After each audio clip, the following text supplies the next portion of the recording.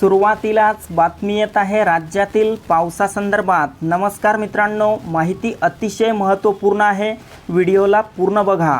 15 जूनपर्यंत पेरणीची घाई करू नका। 18 जून नंतर महाराष्ट्रात पावसाचा जोर वाढणार। कधी वाढू शकते पावसाचे प्रमाण, जाणून घेऊयात सविस्तर अंदाज। कोकण घाटमाथ्यावर यापूर्वी पाऊस कोसळणार, मात्र संपूर्ण बातमी बघा। मित्रांनो, मान्सून दक्षिण कोकणात दाखल झाला असला तरी 15 जूनपर्यंत राज्यातील पावसाचा एकंदरीत जोर तसेच मान्सूनच्या प्रगतीचा वेग कमीच राहणार आहे। त्यामुळे शेतकऱ्यांनी पेरणीची घाई करू नये असे आवाहन राज्य सरकारने केले आहे। 15 जूनपर्यंत विदर्भ, मराठवाडा, खानदेश व मध्य महाराष्ट्रातील काही भागात मेघगर्जनेसह वादळी पावसाची शक्यता आहे। तथापि हा पाऊस व्यापक क्षेत्रात पेरणीस पोषक ठरेल असे अद्याप दिसत नाही।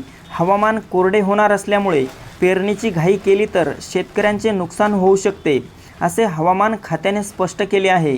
18 जून नंतर महाराष्ट्रातील काही भागांमध्ये पावसाचे प्रमाण वाढण्याची शक्यता आहे।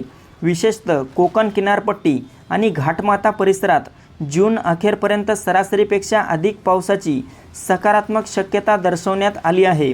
पुढील 3 ते 4 दिवसात कोकण आणि घाटमाथा भागांमध्ये पावसाचे प्रमाण वाढण्याची चांगली शक्यता आहे।